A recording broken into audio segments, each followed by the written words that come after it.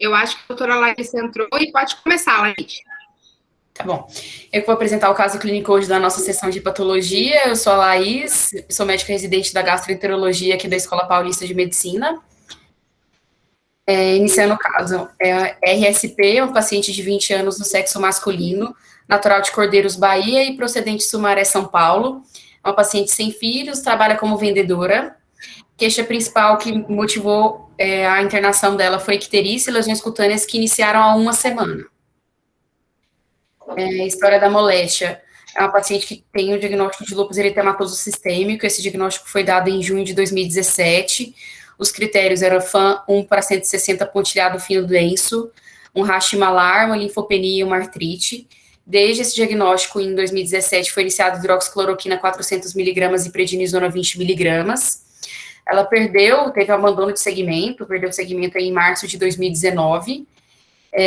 Posteriormente, em agosto de 2019, ela iniciou um novo quadro de atividade de doença com artrite em punhos, metacarpofalangianas e tornozelos. Nesse momento, foi iniciado para ela a azatioprina, 100mg por dia e mantido a prednisona. 2 semanas após esse quadro mais atual e essa introdução medicamentosa, a paciente evoluiu com um quadro de febre, prurido, colúria e acolia fecal. E 1 semana após esses sintomas, ela iniciou um quadro de icterícia e umas lesões papuloeritematosas. A internação dela a data da internação foi no dia 6 de setembro de 2019. Quanto ao interrogatório sintomatológico da paciente, cabeça e pescoço sem alterações, aparelho cardiovascular e respiratório sem alterações, abdômen também sem alterações, negava artrite, relatava fotossensibilidade e rash malar após a exposição solar, negava fraqueza musculares e parestesias e também negava lesões cutâneas prévias ou alopécia.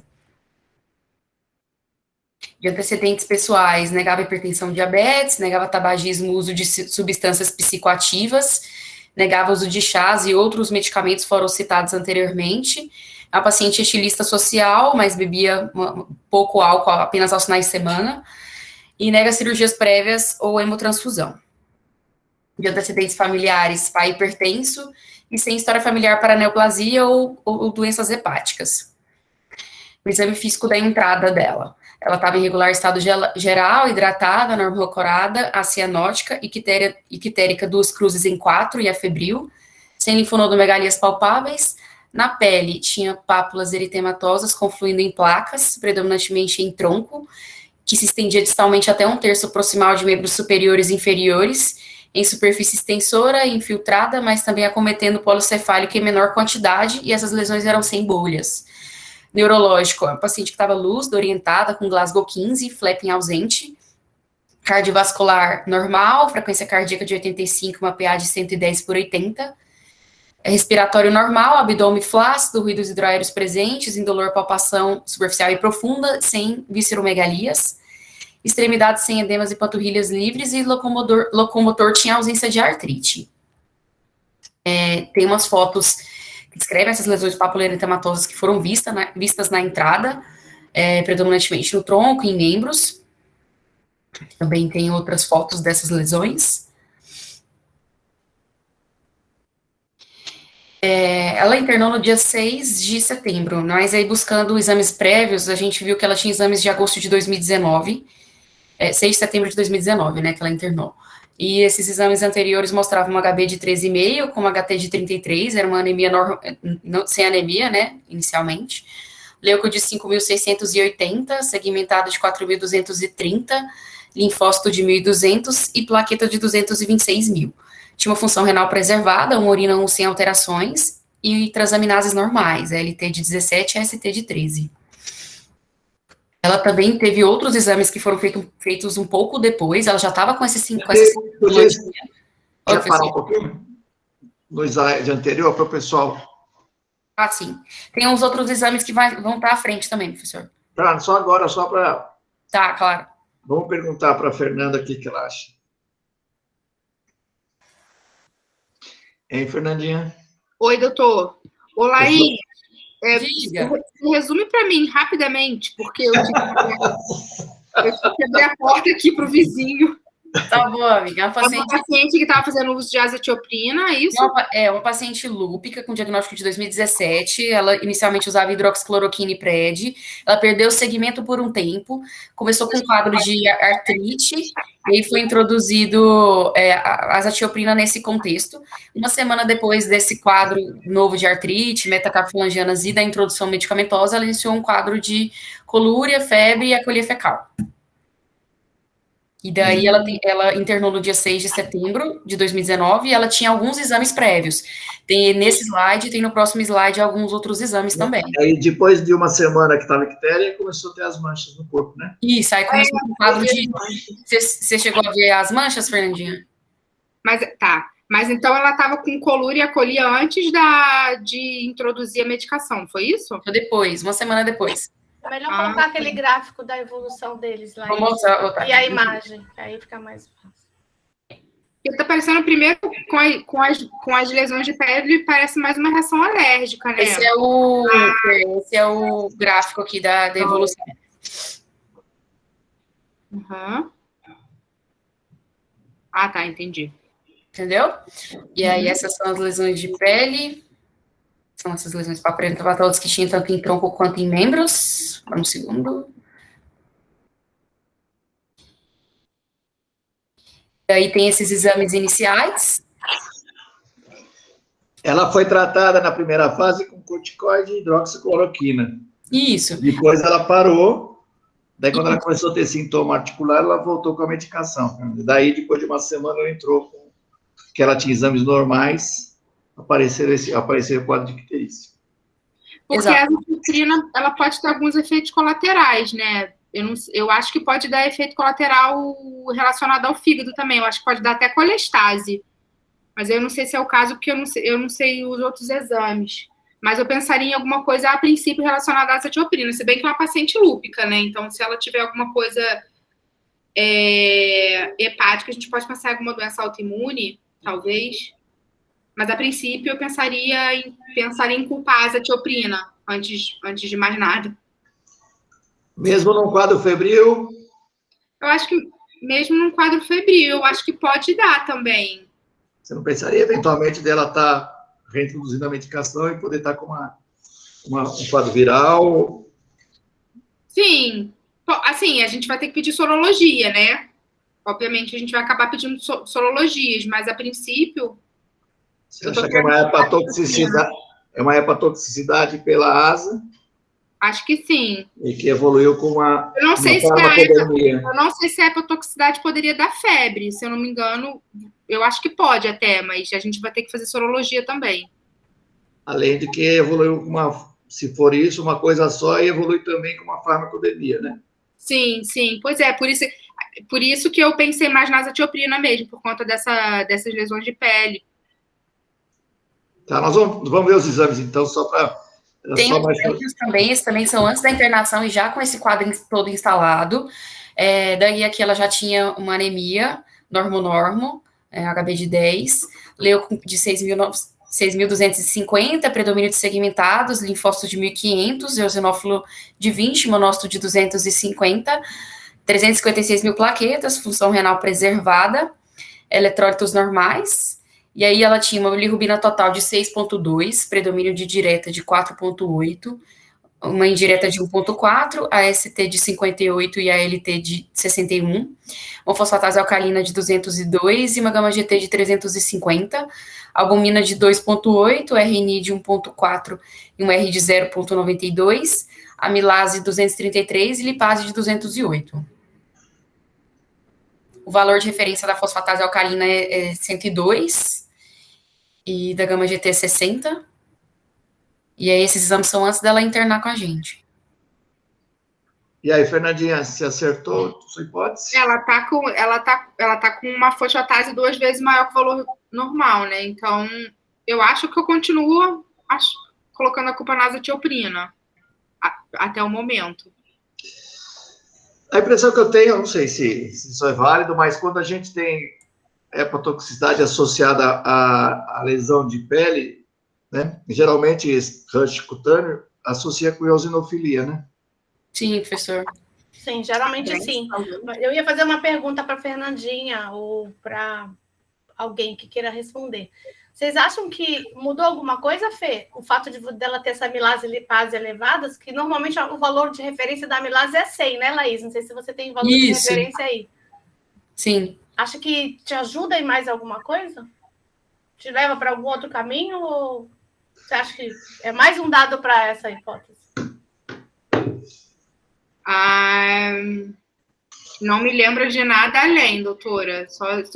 Provavelmente eu estou esquecendo, que é uma pergunta, mas eu não pensaria em outra coisa, assim, especificamente. Será que ele pode corroborar ainda para esse diagnóstico, né? Eu acho que sim. Quais são os valores de referência, sabe, Luiz? Professor, a amilase acho que era 100. Lipase às vezes é 60, né? Geralmente. Lipase era menor, era 70, eu acho. Eu ia colocar até um deslize mesmo. Mas a STLT é 40 e fosfatase é de 100 e a gama-GT é de 60. Agora a amilase e lipase, eu sei que elas estão alteradas perto do valor de referência. A Laís viu esse caso interconsulta lá na Unicamp, né? Oi, professor? Você viu como interconsulta na reumatologia, quando você era residente de clínica. Isso. E quais foram as hipóteses que você fez? Então, é até as hipóteses que eu fiz. Então, professor, eu também pensei bastante, a gente pensou bastante em que poderia ser uma atividade de doença lúpica, porque lúpus sempre pode tudo, né? Mas também ficou bem forte a hipótese dessa hepatotoxicidade, porque foi uma semana após que ela desenvolveu todo esse quadro que introduziu uma nova medicação, né? Então, essa hipótese ficou forte, mas a gente ficou com bastante dúvida por ter esse quadro febril associado, esse quadro desse racho cutâneo que apareceu também concomitante a tudo. Então, a gente precisava investigar tudo melhor, assim. E essa albumina, o que vocês acharam dela? Agora que eu vi, gente, nem tinha visto a albumina. Será que já está fazendo uma alteração de função? Se bem que a plaqueta é normal, né? Tem IgG? Mais para frente tem, Fer. Vou falar depois. É um quadro muito agudo para ter hipoalbuminemia por conta de um quadro agudo hepático, né? Então, a gente tem que arrumar uma boa explicação para essa albumina estar 2,8. Eu não sei se tivesse componente pelo lúpus, né, Lúcia? Não sei se a Laís tem informação anterior dela já ser hipoalbuminêmica antes, né? Mas é um dado que chama atenção.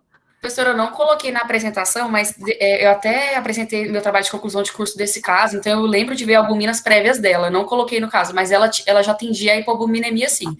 Ela tinha uma albumina por volta de 3,2, 3. Eu não sei se pelo lúpus mesmo. Será que já estava fazendo uma lesão renal aí pelo lúpus também, né? Se bem que ela tem ureacreatina normal. Sim.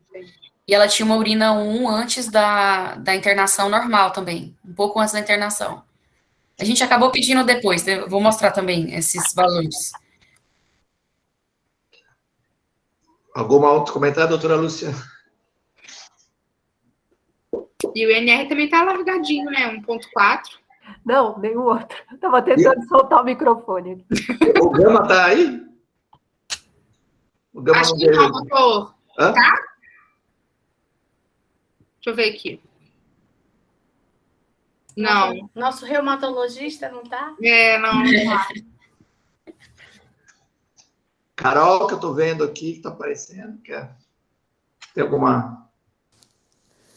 Tô aqui. Não, acho que nesse momento não tem mais a adicionar ao pessoal, não. Podemos ir em frente? Vamos lá. Daí, tinha também ela já tinha feito exames externos antes de internar, tinha ultrassom, que ela entrou no dia 6, né, ela tinha ultrassom de abdômen total no dia 4, sem evidências de obstrução de vias biliares, com vesícula biliar vazia e uma leve hepatomegalia com pequeno aumento da ecogenicidade, uma colangio-ressonância no dia 5, com ausência de alterações morfológicas ou falha de enchimento nas vias biliares intra- e extrahepáticas, uma vesícula biliar tópica e aparentemente com numerosos pequenos cálculos no interior.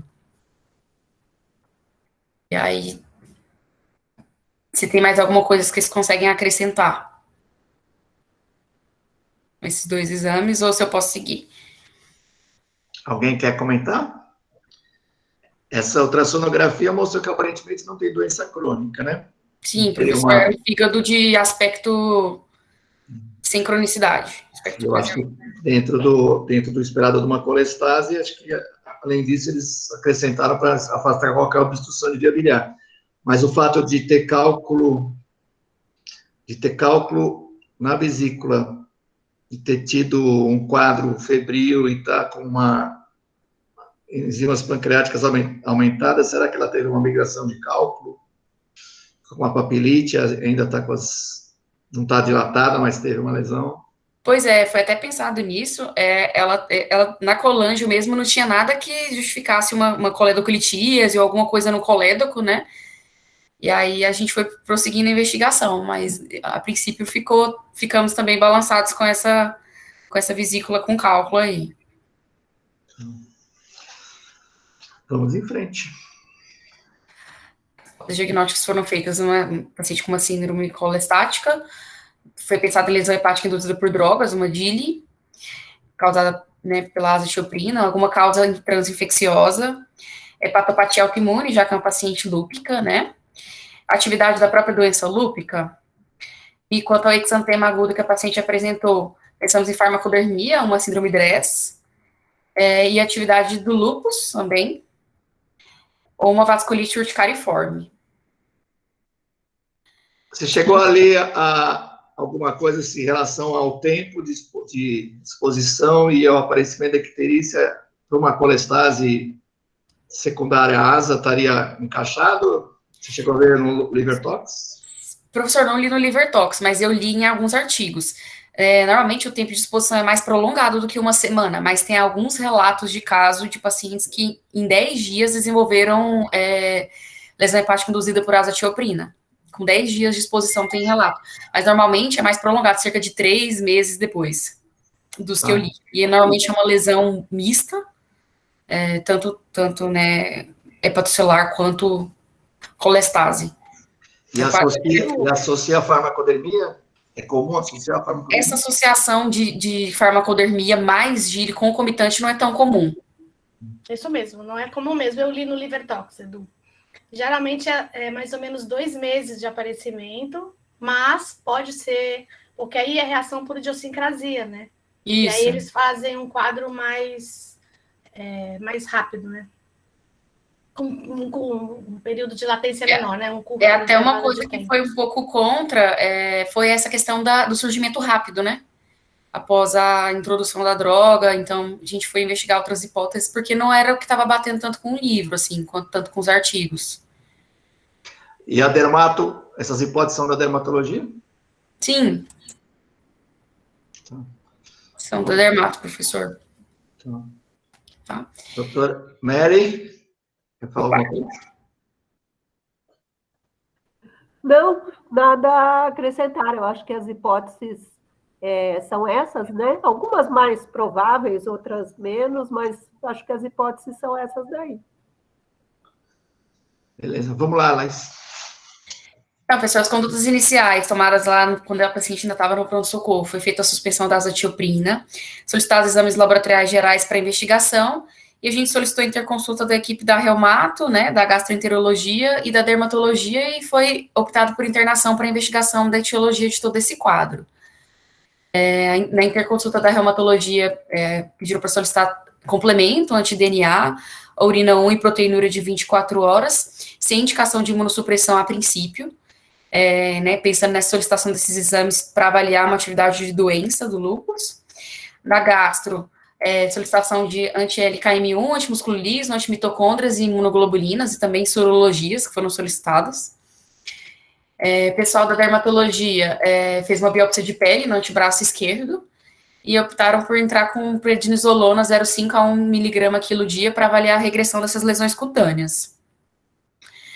Esses são os exames laboratoriais. um anti-DNA de 1 para 160, um complemento consumido, de um C3 de 0,49, C4 de 0,06, urina 1 com uma cruz de bilirrubina, sem hematura ou leucocitura e dismorfismo eritrocitário ausente, proteinúria de 24 horas só de 350 miligramas, uma função tiroidiana preservada, eletroforese de proteínas séricas normais, sorologias virais negativas e imunoglobulinas todas normais, dentro do padrão da normalidade também. E aí, tem alguma coisa a mais para acrescentar? Não, né, quando você fala que eletroforese de proteínas está normais, a albumina voltou para o normal? Então, podia ter colocado ao normal, né, todos os valores certinho, né, professor? Na albumina estava baixo, as outras séries que estavam dentro do parâmetro da normalidade. Não, talvez eventualmente não tinha hipergama mesmo, não tinha nada. Não tinha hipergama, IgG normal. Tá. E ela continua com as mesmas hipóteses. Tá. Daí a evolução dos exames laboratoriais. Oi, professor? Não ouvi. Elze, se ela continua com as mesmas hipóteses. Desculpa. Tá sem áudio, doutora. Eu continuo, sim, com as mesmas hipóteses. Na verdade, um lúpus confirmado, né? Sim. E uma toxicidade medicamentosa, eu diria, pela ASA, com uma farmacodermia. Evolução dos exames laboratoriais Oi, professor. Doutora Elze, se fosse responsável pela interconsulta lá do Guilherme Álvaro com os residentes de gastro, pediria mais alguma coisa? Então, com relação à biópsia hepática, né? Você está discutindo com relação a isso? Se tem mais alguma coisa? De laboratório, eu acho que não. Eu acho que está bem completinho, né? Porque os autoanticorpos principais a gente tem. Não tem hipergamaglobulinemia, né? Então, a gente realmente não tem como pensar numa associação aí com uma outra doença autoimune, que no caso seria uma hepatite autoimune. Com lúpus, a gente tem confirmado. A relação de causalidade aí da azatioprina não é dentro do esperado, mas a gente sabe que pode acontecer. Então, eu acho que eu retiraria a droga e esperaria a evolução dela. Eu acho que uma coluna de ressonância foi feito, tem colelitíase, não tem coledocolitíase, é realmente uma colestase intrahepática, e o que me chama a atenção nesse momento, para pensar realmente numa reação de idiosincrasia, é o fato dela ter, além da lesão de pele, tem amilase e lipase elevadas. Né? Doutora Lúcia, concorda? Tem mais alguma sugestão? Eu concordo. Eu acho que está bem coberta a parte laboratorial, né? A gente só precisa ver realmente a evolução, como é que evoluíram essas enzimas, tanto hepáticas quanto pancreáticas. Mas eu acho que esses exames aí permitiram já algumas conclusões, né? Meio que afastar hepatite autoimune associada, né? Esse corticóide atrapalharia alguma coisa para a gente? Que a dermato já começou? Eu acho que não. Só se ela fosse obesa e piorasse, mas não é o caso. 20 anos, né? Não é magra a paciente. Gente, eu vou fazer um comentário. Que quando a gente vê a história da Ellie Pack, né, que vem toda hora na nossa cabeça, que não tem nada a ver nesse caso, mas é uma menina de 20 anos com uma colelitíase. Ela não é uma colelitíase sintomática, né? Mas ela tem uma colelitíase. É só para a gente lembrar que, às vezes, nessas lesões hepáticas induzidas por droga, os fatores genéticos eles estão presentes, e, nesse caso, a alteração na mutação no ABCD4, ele pode estar relacionado com drogas específicas, que não acho que é o caso, porque ela fez uma reação de idiosincrasia. Mas será que isso não foi um fator a mais para esse gatilho, para essa lesão, por ela ter já uma colelitíase numa paciente menos de 20 anos? É só para a gente ter mais um pouquinho de discussão mesmo. Eu acho que é bem lembrado, bem lembrado. Legal. E eu acho que pode ser idiosincrásica também a apresentação, né? Pois é, também, então, pode ser. Eu acho que é bem lembrado. Essa sua colocação aí é legal. Então, a evolução dos exames. Manteve essa anemia, né, ao longo da internação, manteve-se normo ao longo da internação, leucócitos normais, alguns períodos ela fez tendendo mais a leucopenia, neutrófilos mantidos normais, em alguns momentos ela também fez linfopenia, e uma linfopenia de 810, no dia 8, plaquetas normais ao longo da internação, função renal sempre preservada, eletrólitos também normais, da parte hepática. A AST teve essa curva, até tem um gráfico depois que eu mostro a curva, né, de ascendência das enzimas, mas subiu ao longo da internação, chegou até aí a 209 e 196. A LT também aumentada, né, chegou até 308. Fosfatase e gama também elevadas ao longo de toda a internação. E bilirrubinas totais também com predomínio de direta, o valor máximo que chegou a bilirrubina direta foi de 13,86, aí no dia 12.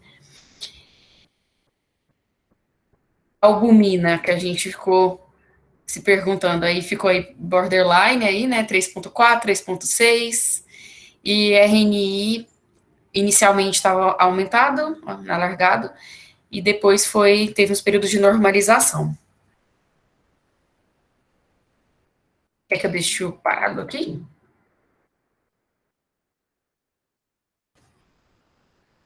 É só um gráfico que eu estou mostrando, né, o valor de referência das enzimas e o tempo de internação, de D1 a D15, e a gente mostra, né, nitidamente essa elevação da gama, elevação da fosfatase, elevação, na verdade, de todas as enzimas, né, só a bilirrubina indireta que manteve aí o predomínio normal.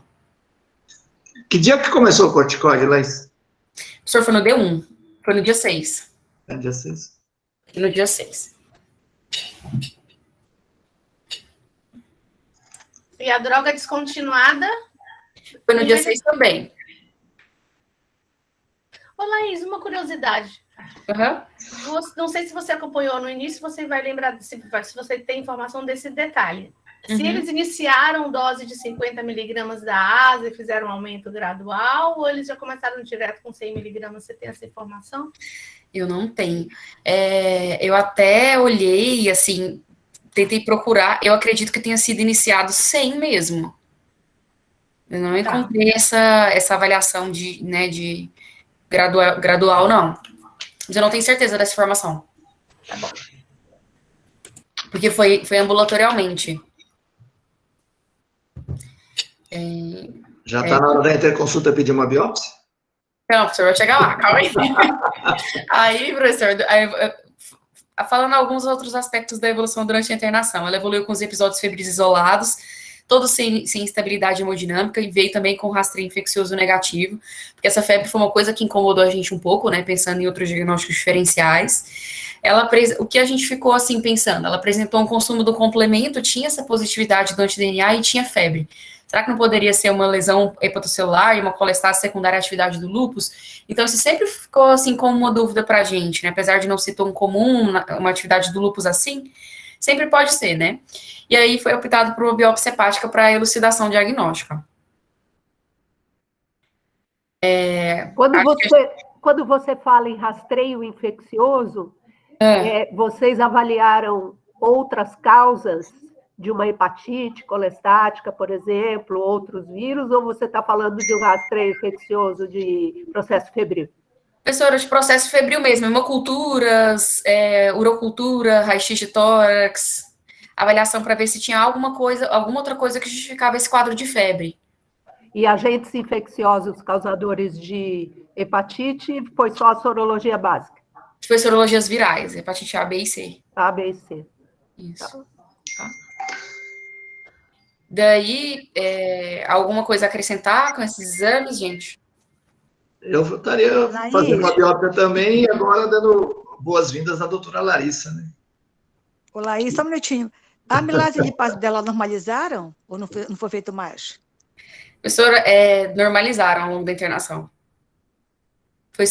Tinha esse mais alto, depois foi normalizando. A gente tem mais uma dosagem só da amilase da lipase, a gente não conseguiu fazer essa curva. Mas ela voltou para o valor de referência. Foi lá naquele início só. Eu não tenho a curva certinha, até por isso que eu nem coloquei. Aí tem a biópsia, né? Doutora, vai mostrar a lâmina? Sim, boa noite a todos. Oi, Luzora. Em primeiro lugar, muito prazer. Obrigada mais uma vez a Laís pelo convite, pela oportunidade. É sempre muito prazeroso discutir patologia hepática. Eu peço só desculpas porque a minha vizinhança é um pouquinho barulhenta, me atrapalhou na outra reunião, eu não sei se está atrapalhando vocês agora também. Tá tranquilo, doutora. Ai, que bom. Então, eu preferia, Laís, se a gente pudesse ver as imagens antes do laudo. Ah, claro. Muito obrigada, a gente sempre prefere discutir um pouquinho. Então, essas imagens, o que nós observamos no primeiro momento? O que chamou a atenção é que, do ponto de vista de alteração arquitetural, não houve, depois tem mais imagens do maçom, mas não havia nenhum sinal de hepatopatia crônica nessa paciente. Nós sabemos que ela é uma paciente nova, mas no contexto de uma paciente lúpica, poderíamos esperar já algum sinal de distorção arquitetural, com fibrose portal, indícios até de uma hepatite crônica de etiologia autoimune, que sabemos que seria a hepatopatia associada nesse contexto de lúpus. Isso não foi observado. Os achados, na verdade, não foram tão preponderantes. O que se observou? O infiltrado inflamatório portal de leve a moderado.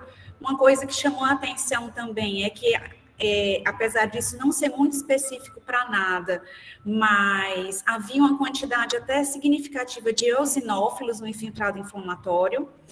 Eu acho que nessa imagem que a Laís já possuía, isso não é tão, não dá para ver tão bem, mas havia uns eosinófilos no infiltrado inflamatório. Percebam, nesse infiltrado, no espaço porta, que nós não temos a característica histológica da hepatite crônica, que é aquela doença que se manifesta histologicamente pelo extravasamento de linfócitos na interface portal-periportal, a famigerada atividade de interface. Isso não foi observado nessa paciente. Então, ela não tinha nem fibrose e também não tinha sinais de atividade de interface. Então, hepatite crônica ou algo que estivesse relacionado a uma doença autoimune nessa amostra não foi evidenciado. Acho que pode passar, Laís. E, por favor, podem me interromper a qualquer momento, tá bom? Eu agradeço muito até se me interromperem para poder me explicar melhor, eu acho sempre muito importante. Então, saindo um pouco do compartimento portal ou do compartimento 1, pensando em perfusão hepática, indo agora para as zonas 2, intermédia e 3, centrolobulares, foram frequentes os achados de necrose lobular. Eu sei que todos estão familiarizados, mas é sempre bom lembrar que o parênquima hepático é muito rico em células de Kupffer. Então, num processo ou agudo ou subagudo, nós não vamos encontrar, a não ser que seja muito importante, mas uma hepatite aguda grave, mas se não for o caso, nós não vamos encontrar hepatócitos em necrose ou corpos apoptóticos, a não ser que seja uma doença muito intensa, porque rapidamente esses restos de hepatócitos são fagocitados pelas células de Kupffer, como aqui nós estamos mostrando.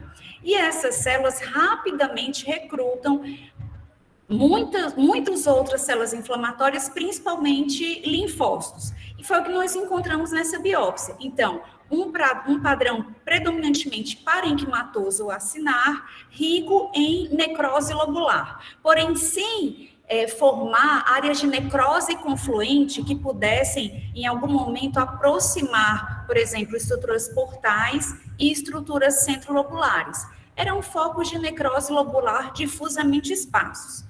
E o que chamou a atenção também, que eu acho que todos notam nessa imagem da direita, é que era frequente a colestase.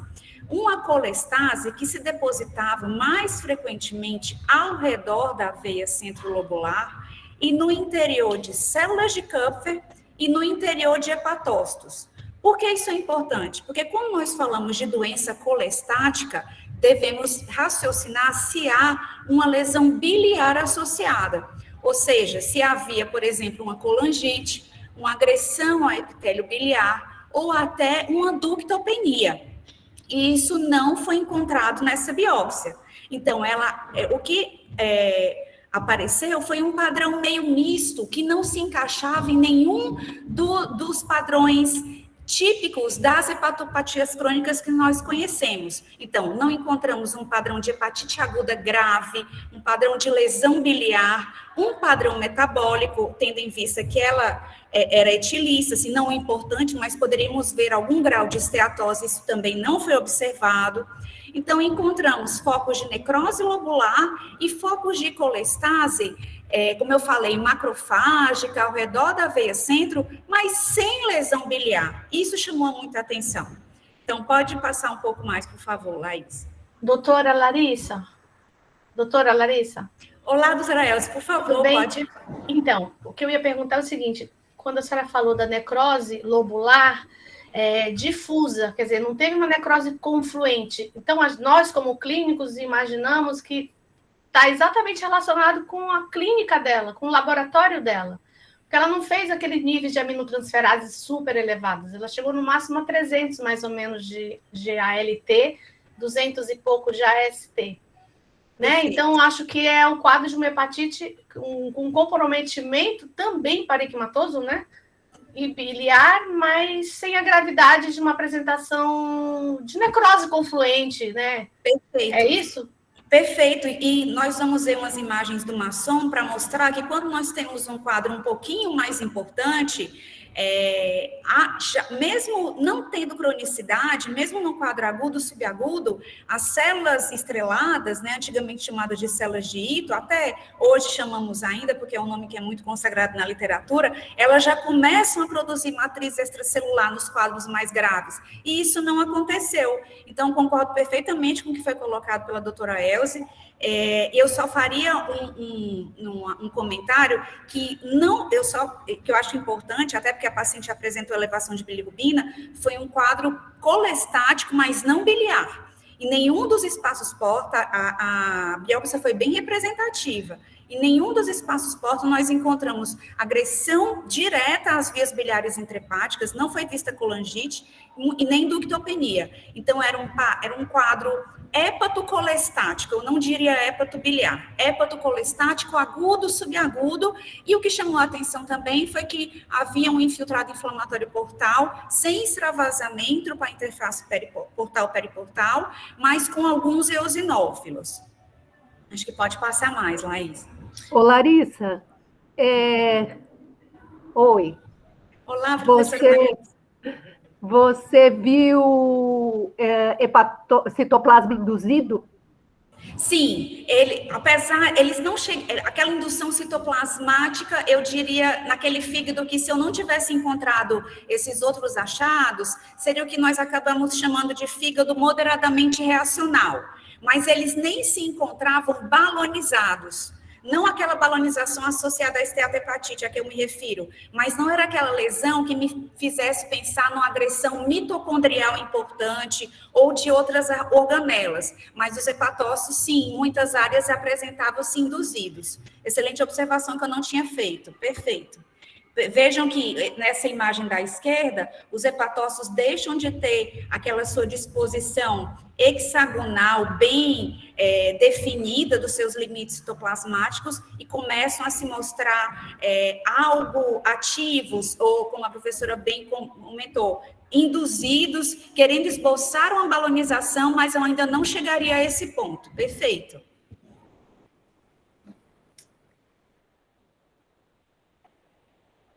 A esteatose hepática, na verdade, ela acabou entrando como um descritivo, porque tudo que nós encontramos na histologia é comentado, obviamente, mas ela é muito leve e focal. Então, nós falamos de esteatose macrogoticular verdadeira quando ela chega a rechaçar o núcleo dos hepatócitos para a periferia. E não foi isso que nós encontramos. Então, era uma esteatose ainda não micro, mas de médio tamanho, esses vacúolos, e ela não era associada a uma balonização e muito menos a uma inflamação característica na qual as células inflamatórias se colocam ao redor das gotículas de gordura. Poderíamos falar, talvez, de uma doença gordurosa hepática mínima em menos de 5% da amostra. E aqui, de novo, uns focos de necrose no parênquima, mais focos de necrose no parênquima, que era o que chamava mais a atenção. Então, pode passar mais uma vez, por favor. A coloração do azul da Prússia, só para comentar que não havia uma siderose importante.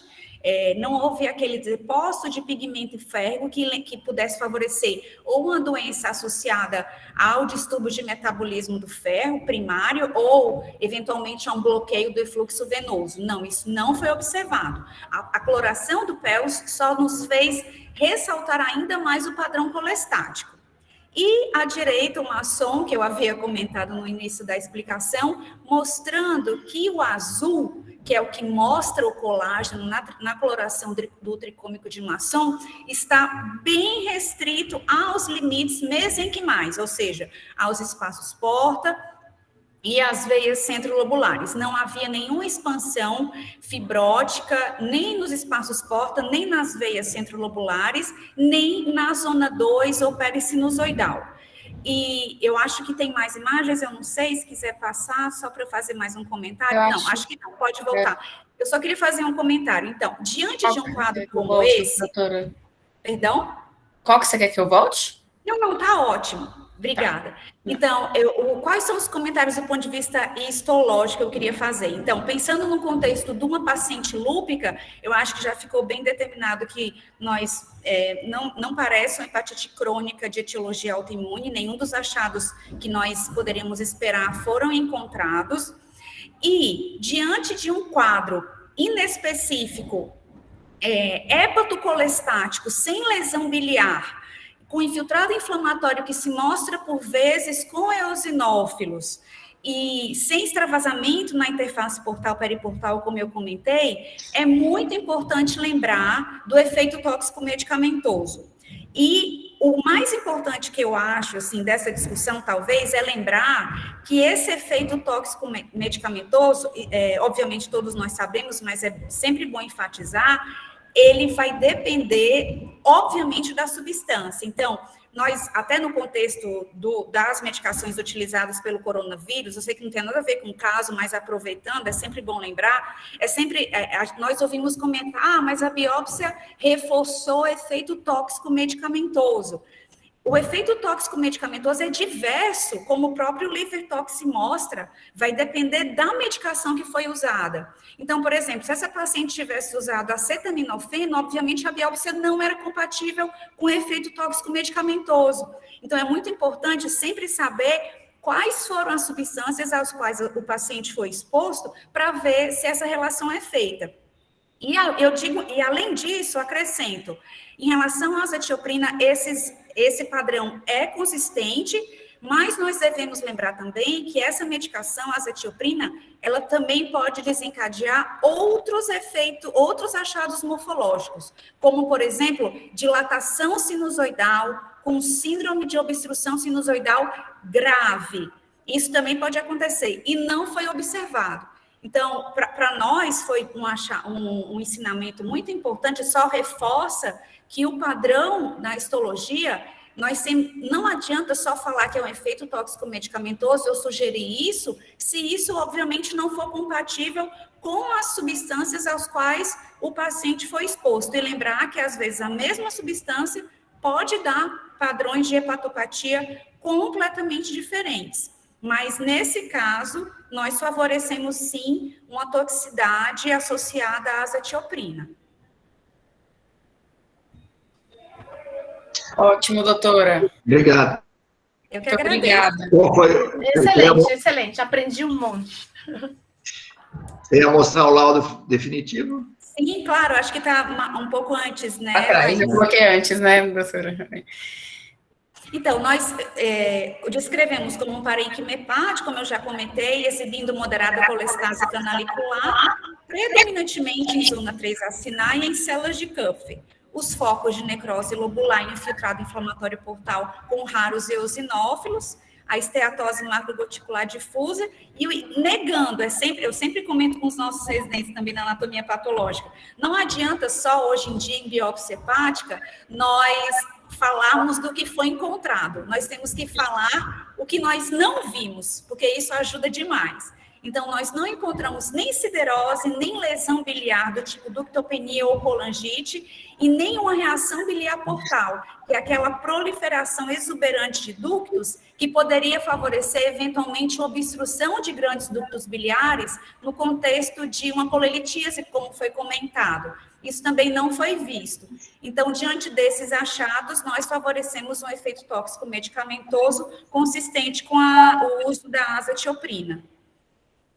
Vou fazer só um comentário apenas. Sim, claro. Quando você falou da síndrome de obstrução sinusoidal, que é descrito mesmo na asa, e também hiperplasia nodular regenerativa, perfeito. Só como um dado clínico, normalmente é quando eles fazem uso um tempo muito prolongado, 6 meses ou anos após. Então, às vezes, o médico que pede o exame, ele precisa passar esses dados para o patologista. E a gente acompanhou a doutora Valéria há milhões de anos, a gente, muitas vezes, os dados, eles vão... Só vai uma biópsia e pronto.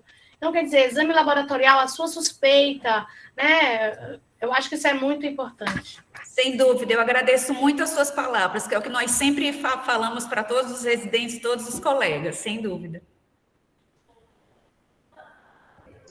Você acha que o tempo realmente foi mais curto do que o habitual?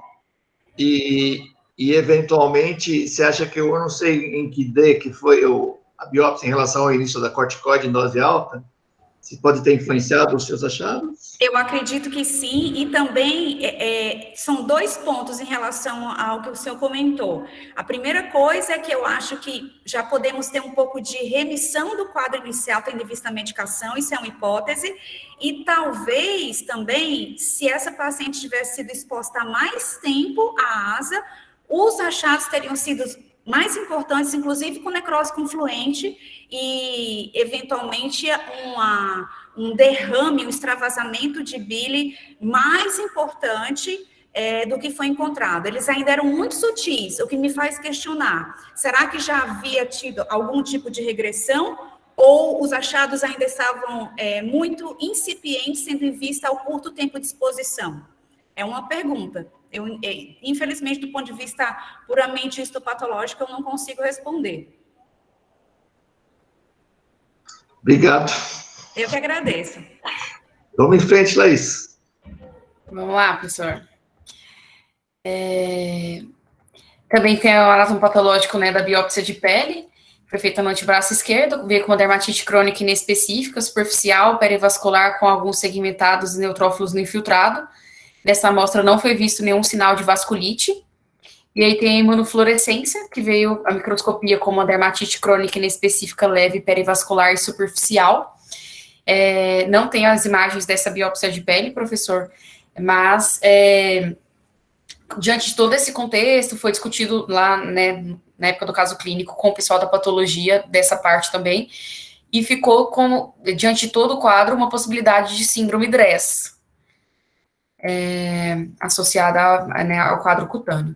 Então, os diagnósticos, acho que vocês acertaram, uma lesão hepática induzida pela azatioprina, uma síndrome DRESS, né, uma farmacodermia secundária à azatioprina, porque, assim, eu não cheguei a colocar os critérios do DRESS, mas fecha os critérios, os novos critérios que são utilizados por ter repercussão sistêmica, ela tinha febre, ela pontuava em vários critérios.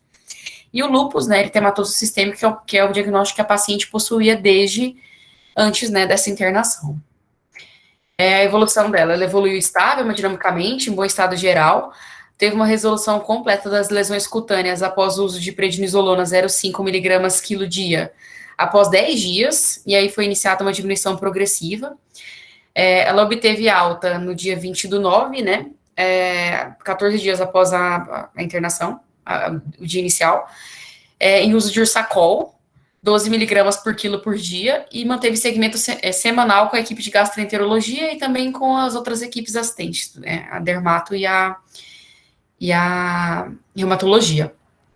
Aqui eu mostro a evolução dos exames laboratoriais após a internação.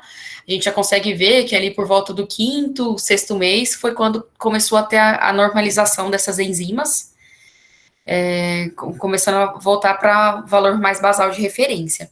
E a resolução completa, completíssima mesmo das enzimas, começou após esse 6º mês. Desse 6º mês em diante, ficou normal, não voltou mais a alterar.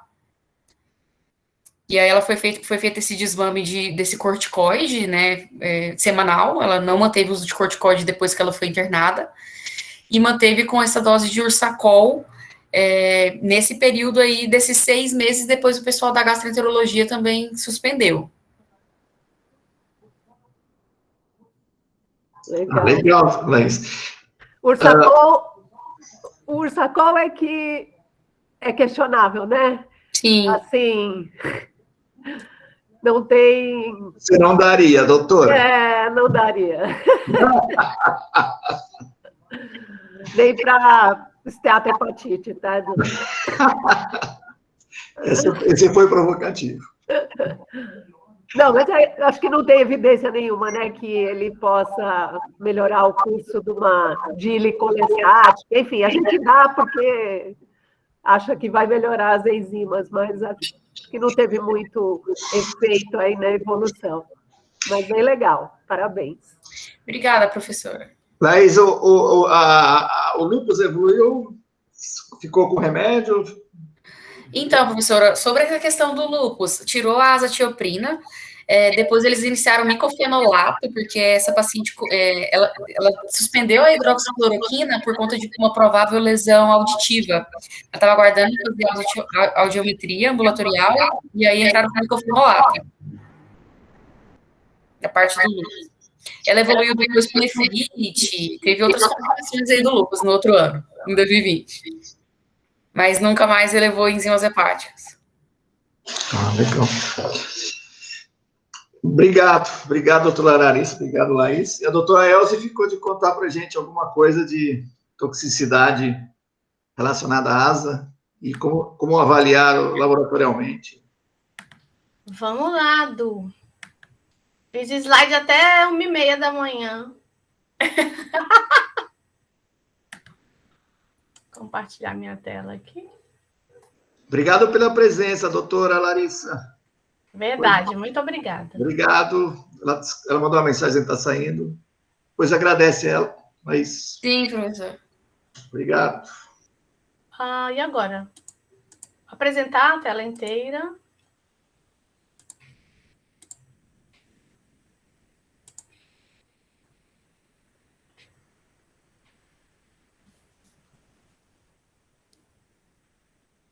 Tá indo? Sim. Doutora, agora é só você abrir onde está a apresentação. A gente já está vendo a sua tela.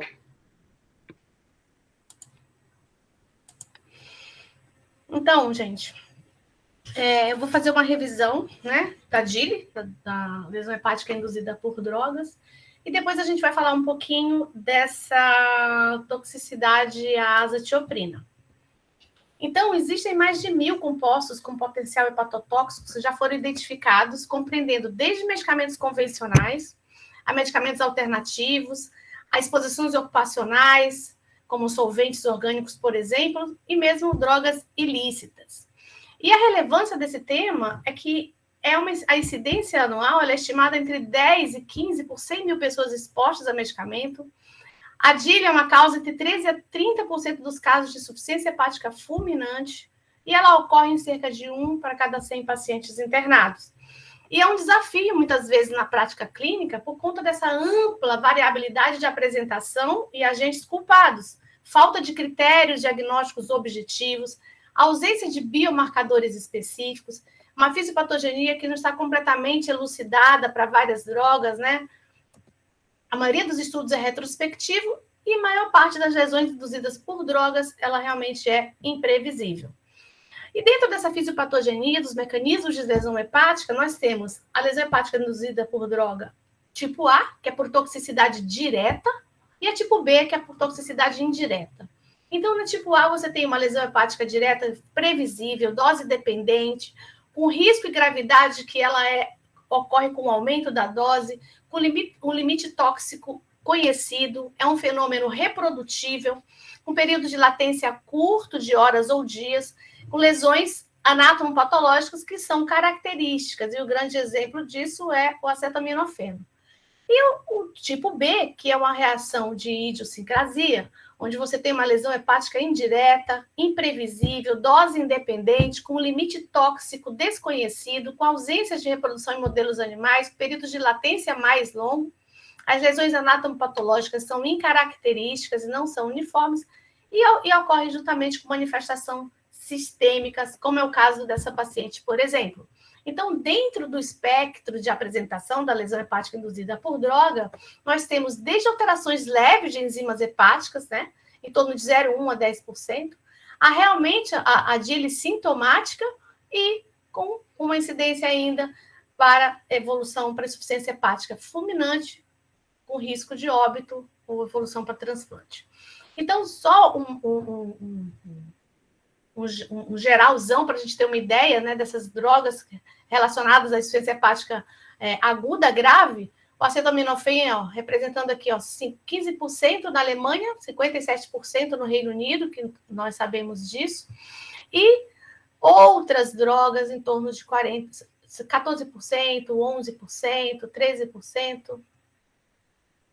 E essa lesão hepática induzida por droga, ela está relacionada a vários fatores, a fatores relacionados ao ambiente, a fatores da própria droga, a fatores do hospedeiro, né? Então, com relação a fatores do hospedeiro, tem os fatores genéticos, como etnia, sexo, os alelos HLA, mutações do gene ABCB4, que principalmente para lesões por estrógenos, mas tem muitas outras drogas relacionadas, que talvez tenha sido o caso dessa paciente, como nós comentamos. Mutações no gene ABCB11, que faz lesão por anabolizantes esteroides. HLA, DR15 e o DQ0602, por lesão por amoxicilina com clavulonato, que a gente vê mais em pacientes caucasianos. Por quadros metabólicos, né, por alteração nos transportes, no clearance das drogas, por erros do processo de detoxicação, por inibição enzimática, e a idade também é muito importante relacionada ao hospedeiro, que a gente sabe que idade mais avançada, as lesões hepáticas induzidas por drogas, elas são mais frequentes em pacientes acima de 60 e 65 anos de idade. Como fatores ambientais, nós podemos ter co-infecções, como com quadros virais, por exemplo, com produtos de estresse mitocondrial, com a coprescrição, né, quer dizer, com polidrogas ou imunomoduladores e com o consumo de álcool. E fatores de hospedeiro está relacionado à própria droga, né? Então, existem drogas como, por exemplo, que podem levar à inibição até da bomba exportadora de sal biliar, por exemplo, que um exemplo clássico disso é a ciclosporina. Então, quando a gente pensa em lesão hepática induzida por droga, a gente tem que pensar em várias coisas, né? Especialmente, você tem que excluir outras causas de hepatopatias, né? Você tem que pensar no tempo para o início de lesão entre a dose do medicamento e o aparecimento dos sintomas, que o tempo para início geralmente é de 5 a 90 dias, mas ele pode ser muito rápido, especialmente quando você é reexposto a drogas, ou ele pode ter um período mais longo de 3 a 12 meses, como, por exemplo, a isoniazida, ou anos mesmo após o uso, como a minoxiclina, a amiodarona e a nitrofurantoína. Além do tempo de início, é importante você identificar os fatores de risco. E dentre esses fatores de risco, como nós já falamos da idade, né, que tem os registros aí espanhol e americano, que mostram realmente um aumento de 46% em pacientes acima de 60 anos por DILI e 16,6% acima de 65 anos, tá? Talvez isso esteja relacionado, além da idade, né, ao aumento de consumo de polidroga, né, com outras drogas associadas, outras medicações associadas. Um fator de risco específico para algumas drogas, como a isoniazida, por exemplo, é a idade. 35 a 45 anos, um risco 2 vezes maior, e acima de 50 anos, um risco 5 vezes maior. E o ácido valproico para pacientes com menos de 10 anos de idade. Com relação ao sexo, é um fator de risco para DILI com drogas específicas, como a minoxiclina e nitrofurantoína. Existe maior risco de progressão para insuficiência hepática, e na gestação, a exposição a metildopa, a hidralazina, a tetraciclina e o propiltiracil.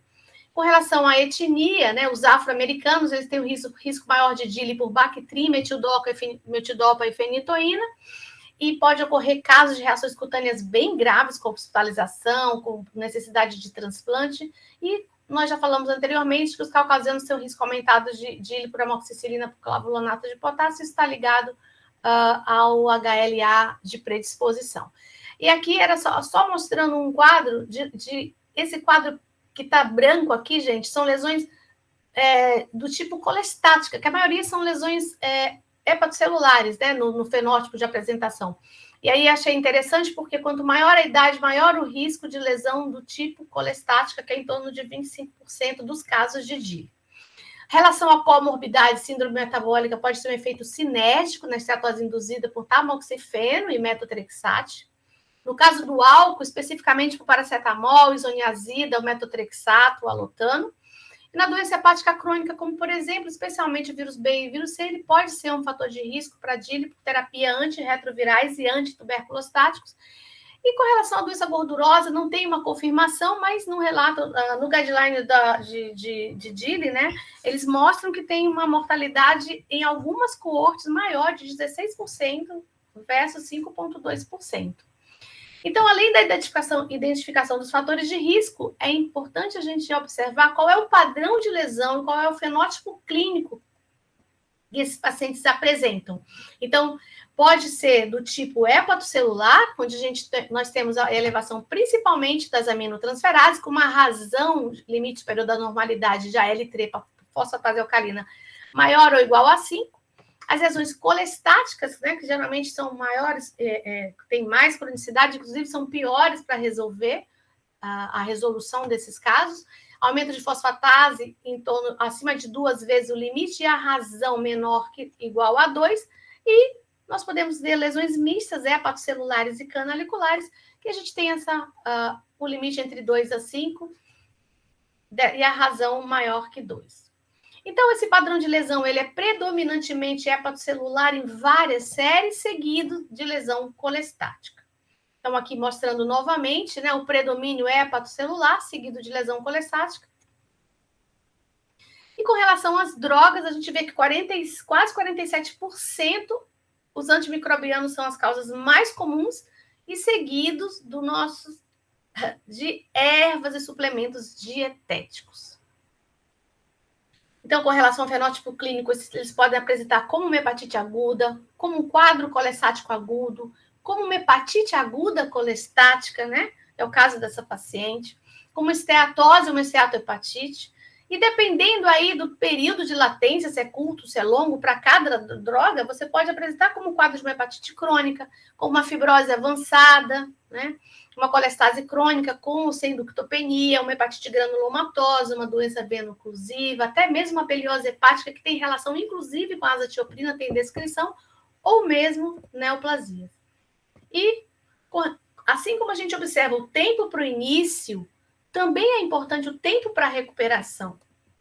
E esse tempo para a recuperação, ele geralmente é muito rápido, né? Então, a melhora acontece em 1 2 semanas, e a resolução em média de 2 a 3 meses. Quando a gente tem uma lesão hepatocelular, ocorre uma diminuição em pelo menos 50% do pico de ALT dentro de 30 dias após a suspensão da droga, e quando a lesão é colestática, essa diminuição é mais lenta, né? Com a diminuição de 50%, com a fosfatase menor que 2 vezes o limite superior da normalidade, após 180 dias de suspensão da droga. Então, esse padrão colestático, ele realmente tem uma resposta mais lenta. E ainda a resposta à reexposição, né? Que quando o paciente, ele pode ser não intencional, que seria um padrão ouro para o diagnóstico, né? Mas você tem uma latência muito mais curta do que na primeira infecção, então possivelmente você tem um risco de mais gravidade e até mesmo a óbito. Então, essa reexposição intencional é uma contraindicação ética, a não ser que exista realmente uma necessidade muito grande da droga, com risco que seja maior que o risco da reexposição, como é o caso dos tuberculostáticos, por exemplo. E lembrar que a reexposição negativa ela não descarta totalmente a lesão hepática induzida por droga. Então, com relação à tentativa, né, de causalidade, a escala de Rukam ainda é uma escala que é utilizada, e aí você vai observar dados, né, com relação a tempo de exposição da droga. Você vê que quando o padrão é mais colestático, é um pouco mais longo, e nossa paciente ela preenche critérios para diagnóstico de colestase induzida por droga pela escala de Rukam. Então, diante de uma alteração bioquímica, de uma hepatite aguda, de uma suspeita de uma lesão hepática induzida por droga, é muito importante uma investigação sobre exposição a suplementos, a ervas, a medicações, especialmente as medicações sem receita, né? Esses achados, eles vão corroborar para a suspeita diagnóstica se você tiver um envolvimento cutâneo, como é o caso dessa paciente, né? Lesão renal, episódios prévios de DILI. É importante você procurar a hepatotoxicidade no liver tox, saber se tem relatos, né, que às vezes descontinuar qualquer medicação, erva, suplemento, não essenciais para o tratamento, e não na suspeita de uma droga, você tem que suspender a medicação que está sendo utilizada, e você vai observar esse padrão de lesão, né? Se ele é hepatocelular, com aquela relação de ALT fosfatase alcalina acima de 5, maior ou igual a 5, nós vamos fazer a investigação de todas as causas de hepatites, né? De lesão hepatocelulares, com lesão hepática pelo vírus A, o vírus B, por hepatite C, Epstein-Barr, citomegalovírus, até mesmo o vírus E. Doença hepática alcoólica, uma hepatite isquêmica, será que é uma hepatite autoimune, os autoanticorpos, níveis de IgG, gama-globulina, e lembrar ainda que a doença de Wilson ela pode se manifestar como uma lesão aguda. E no caso de uma lesão colestática, né, com a razão menor ou igual a 2, é sempre importante fazermos ultrassom, né, para avaliar que não há uma dilatação de vias biliares com uma colestase extra-hepática. A colangiorressonância também é importante para a gente afastar doenças como colangite esclerosante primária, por exemplo, associada, ou um cálculo que migrou, né, gente, que pode acontecer. Então, é importante para uma obstrução biliar benigna ou maligna, além do diagnóstico diferencial de CVP e CEP. E no caso misto, a gente tem uma razão entre essas duas e você acaba investigando as duas coisas, tá? Então, é importante identificar causas alternativas. E quando a gente fala de DILI, né, toda vez que eu penso numa aula de DILI, eu acho que sempre é uma aula muito difícil, porque a gente entra no liver tox e cada droga você tem folhas e folhas assim, para ler. Então, não adiantava trazer essa droga faz isso, padrão de lesão, a gente tem uma noção das principais, e eu acho que para o clínico a gente tem algumas perguntas que são importantes a ser respondidas diante de uma suspeita de uma lesão hepática induzida por droga. E uma delas é quando devemos biopsiar esses pacientes, né? Na suspeita de uma hepatite autoimune, como uma forte recomendação com baixo nível de evidência. E nesses casos, a gente pode ter uma lesão hepática induzida por droga, simplesmente que tem um forte componente imunoalérgico imitando uma hepatite autoimune. Ou pode ser simplesmente uma hepatite autoimune clássica, né, que fez uma suspeita de lesão hepática induzida por droga porque ele foi exposto a alguma outra medicação nas últimas semanas. Ou pode ser uma hepatite autoimune desencadeada pela medicação, droga induzida. Diante da piora de enzimas hepáticas ou sinais de agravamento da função hepática, então o paciente evoluindo com perda de função hepática. No caso de lesão hepatocelular, se a ALT não diminuiu acima de 50% em 30 a 60 dias. E no caso de lesão hepática colestática, quando a fosfatase alcalina não diminuiu acima de 50% em 180 dias. E se a droga suspeita for altamente necessária, e se anormalidades bioquímicas do fígado persistirem além de 180 dias para avaliar a presença de doenças hepáticas crônicas, né?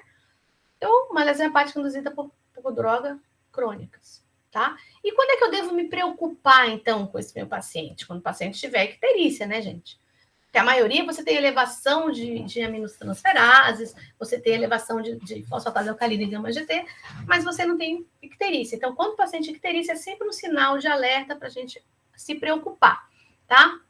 Então, a gente tem que observar se os níveis de ALT-ST estão acima de 3 vezes o limite superior da normalidade ou fosfatase alcalina acima de 1,5, associada a uma bilirrubina acima de 2, esses pacientes têm um risco maior de 10 a 50% de evolução para insuficiência hepática e maior risco de óbito, né? Então, diante dessa, a preocupação vem exatamente aí, diante de pacientes que têm perda de função hepática, quer dizer, diminuição da atividade de protrombina, né? Além desses níveis da lei de High, você vai observar aumento de NR, diminuição do fator 5 e diante de sinais de encefalopatia hepática. E a gente tem que internar esses pacientes nessa situação. O tratamento, a suspensão da droga suspeita é a primeira coisa, a abstinência alcoólica, evitar o uso de drogas hepatotóxicas, orientar sinais de alarme, né? Diante de icterícia, equimose, você precisa explicar. Eu falo para um paciente, sempre que eu tenho uma lesão hepática induzida por droga que eu acompanho, eu falo sempre para o paciente nunca ficar sozinho, ter sempre alguém em casa, né? Observar sinais de irritabilidade, versão do padrão do sono, desorientação, a presença de icterícia, equimose, sinais de sangramento. Com relação a medidas específicas da hepatotoxicidade pela acetaminofeno, a gente usa 10 a 15 gramas, né? Que é a dose que é tida realmente como tóxica, né? Mas a gente sabe que essa dose ela é menor quando o paciente faz uso de álcool junto. Então, esses pacientes são submetidos à lavagem gástrica, uso de carvão ativado, e a N-acetilcisteína, utilizada em até 16 horas após a ingestão do acetaminofeno. Então, nos Estados Unidos, eles usam 140 miligramas por quilo, em torno de 17 doses, e no Reino Unido, em torno de 650 miligramas. É uma dose muito alta, né, gente? Que é o que a gente usa aqui também, mas é uma dose muito alta. São ampolas e ampolas de N-acetilcisteína aí, que tem que ser aberta, mas é um medicamento que realmente que faz diferença na evolução desses pacientes. E aí, outros trabalhos aí já mostraram que a N-acetilcisteína ela também pode ser usada com benefício em pacientes que apresentam lesão hepática induzida por droga não relacionadas ao uso do paracetamol, tá? Esses pacientes com graus avançados de coma, eles não se beneficiaram. Mas, nos casos com encefalopatias grau 1 e 2, houve melhora na sobrevida desses pacientes. E com relação a ácido urso desoxicólico, tem uma eficácia inconclusiva em reduzir gravidade da lesão hepática. A colestiramina pode ser usada, né, para diminuir o prurido, mas pode ser usado também para tentativa de diminuir a hepatotoxicidade, especificamente pela leflunomida e terbinafina. E o corticoide, ele não é recomendado de rotina, mas ele deve ser considerado no caso, claro, das hepatites autoimunes induzidas por droga. Numa colestase induzida por droga, como é o caso dessa paciente, na presença de achados de hipersensibilidade, ela não tinha uma eosinofilia importante, mas ela tinha um rush, ela tinha febre, então foi muito bem indicado o corticoide. E na DILI por drogas por anticonvulsivantes. E lembrando que o transplante hepático é o tratamento de escolha na insuficiência hepática, que a sobrevida de 1 ano é em torno de 80%. E agora falando especificamente da toxicidade à azatioprina, a azatioprina, ela é uma prodroga, né? Ela anda ali, ó, juntinho com a 6-mercaptopurina, foi desenvolvida na década de 1950, mas ela veio ser comercializada, utilizada em 1968. Vou contar a minha idade, porque foi o ano que eu nasci, por isso que eu gravei. A principal ação farmacológica, ela deve-se à incorporação do metabólito ativo, que é a 6-tilguanina. Essa 6-tilguanina, ela possui uma estrutura análoga às bases da purina, aderina e hipoxantina, que são incorporados ao DNA como falsos metabólitos, interferindo, então, na síntese proteica, impedindo o crescimento e proliferação dos linfócitos T e B. Ela é utilizada na DILI, na leucemia linfóide aguda, imunossupressão pós-transplante, nas doenças autoimunes, como o lúpus eritematoso sistêmico. É a droga de escolha em combinação com a prednisona nas hepatites autoimunes e utilizada também nas vasculites. Então, o mecanismo de ação é que a 6-tilguanina ela vai bloquear a atividade mitótica dos linfócitos. Então, é muito importante a gente gravar que a 6-tilguanina é o metabólito ativo da azatioprina. Então, não dá para falar de toxicidade à azatioprina sem falar um pouquinho do metabolismo da asa. Então, a azatioprina, como eu falei, ela é uma prodroga que, por uma reação não enzimática, através do glutatión, ela vai ser transformada em 6-mercaptopurina, né, convertida em 6-mercaptopurina, e a partir do momento que ela é convertida em 6-mercaptopurina, a gente tem um caminho de 3 vias a seguir, né? Ela, através da ação da tilpurina metiltransferase, ela vai formar um metabólito inativo que é a 6-metilmercaptopurina.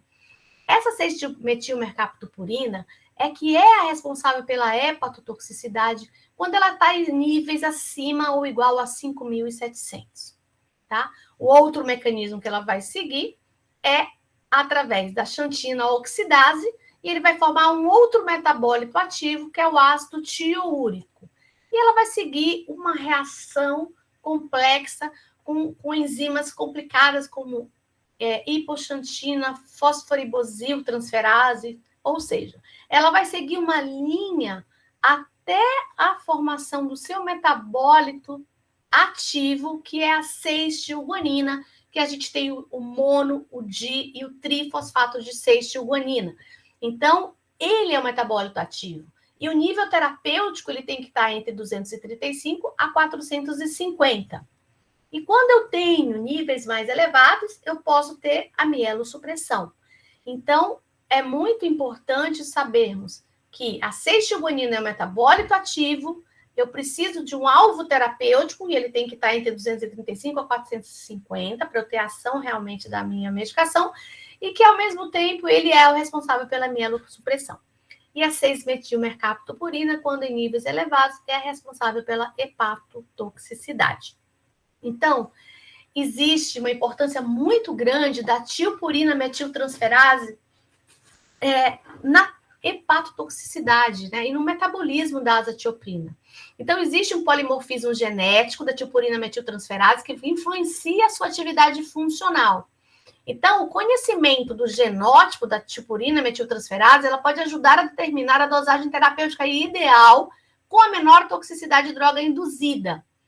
Então, se eu tenho um homozigoto, né, da tilpurina L, ele tem atividade baixa ou ausente da enzima, então eu não posso usar. Se eu tenho um heterozigoto, eu posso utilizar em menor dose. E a maioria, graças a Deus, é um homozigoto selvagem, que na verdade tem atividade normal da enzima e eu posso usar uma dose normal. Ou seja, 89% pode usar dose normal, 11% são heterozigotos e 0,3% são aqueles homozigotos da tilpurina metiltransferase que tem baixa atividade ou a ausência da atividade. E o que vai acontecer diante desses pacientes que não têm a tilpurina metiltransferase? Simplesmente essa via, gente, não vai acontecer. Então, todo o metabolismo dela vai ser desviado para 6-tilguanina. Então, quando a gente pensa em alteração da tilpurina metiltransferase, qual é o risco desses pacientes se eles têm uma diminuição dessa enzima?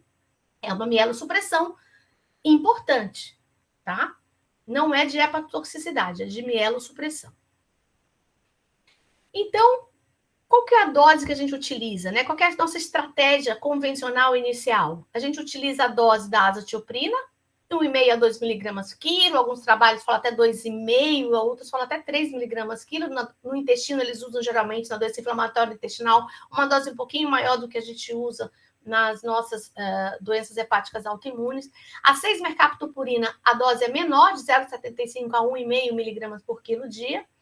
Então, a gente tem sempre a dose inicial da asa de 50 miligramas, isso é muito importante, e a gente vai fazendo o aumento gradual a cada 15 dias. E a dose inicial da 6-mercaptopurina é de 25 miligramas. Lembrando que nesse primeiro mês, deve ser feito a cada 2 semanas hemograma, para a gente avaliar a citotoxicidade, né? A mielotoxicidade, as enzimas hepáticas, as enzimas pancreáticas, a cada 2 semanas, tá? E se por acaso, né, eu tiver no mundo ideal, que eu tenho dosagem de tilpurina metiltransferase, e eu sei que ela é um heterozigoto, eu posso já reduzir 50% da dose. O que a gente se tranquiliza muito com o uso da asa é que realmente, vocês viram, 89% ele tem atividade normal. Então, por isso que quando se discute dosagem, sempre antes de iniciar o tratamento da tilpurina metiltransferase, não é muito utilizado porque além do preço, né, a técnica é complicada e realmente você beneficiaria uma minoria de pacientes, quer dizer, a maioria dos pacientes, então por isso existe sempre uma discussão com relação a isso. Mas é óbvio que eu queria muito ter sempre a dosagem dela antes de iniciar o tratamento dos meus pacientes. E aí, quais são os efeitos adversos, então, que a azatioprina ela vai fazer, né? Esses efeitos adversos, eles são relacionados a dose independente, né, que é por idiosincrasia, ou a dose dependente.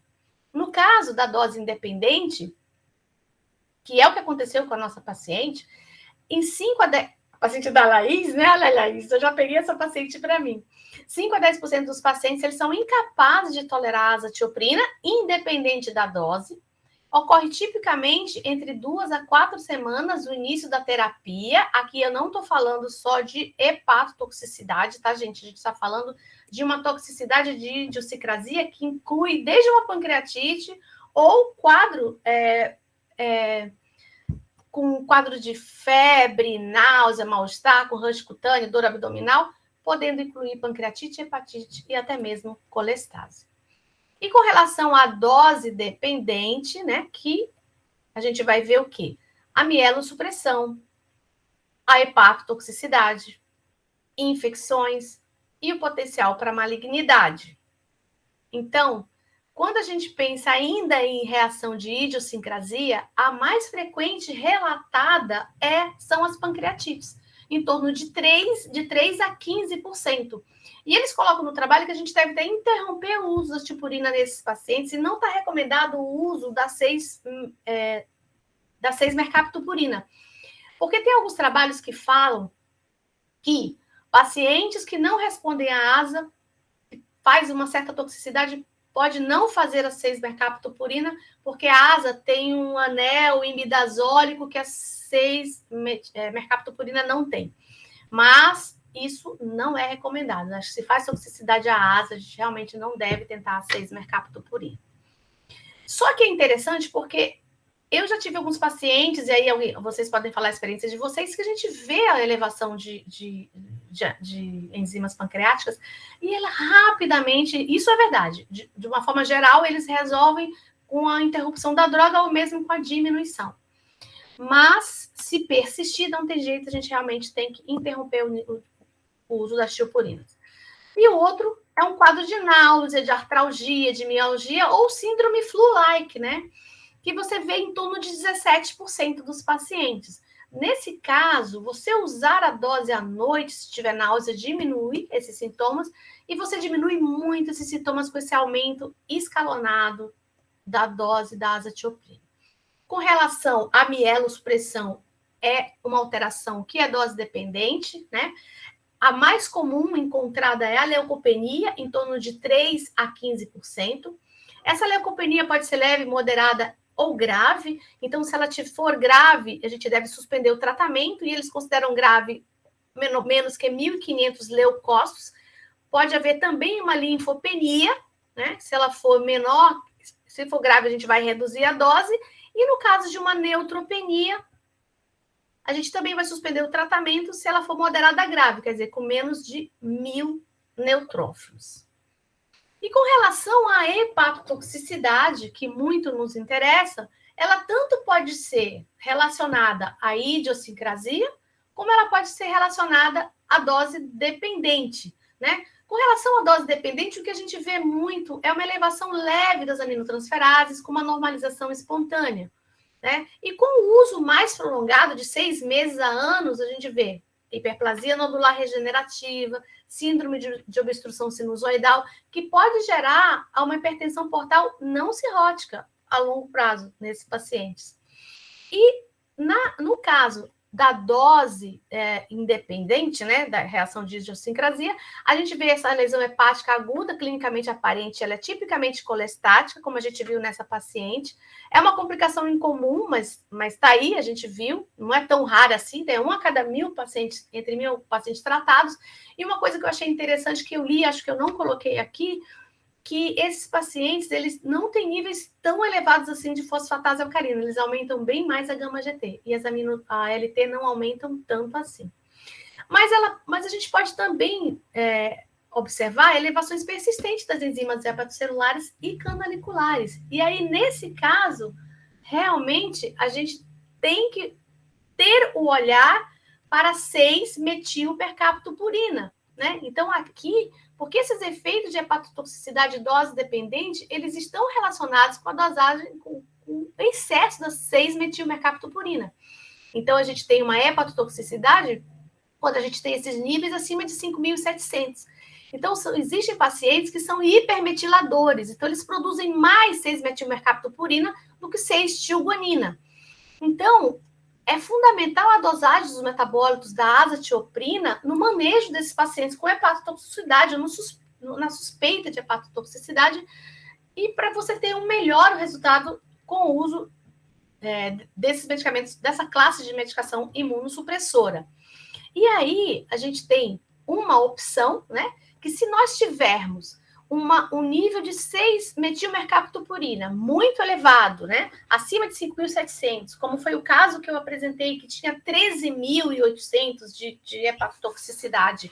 É um caso que eu apresentei, que eu vou apresentar na segunda-feira em algum momento, ou mesmo aqui, 13.000 de hepatotoxicidade, e ela tinha 104 de 6-tioguanina.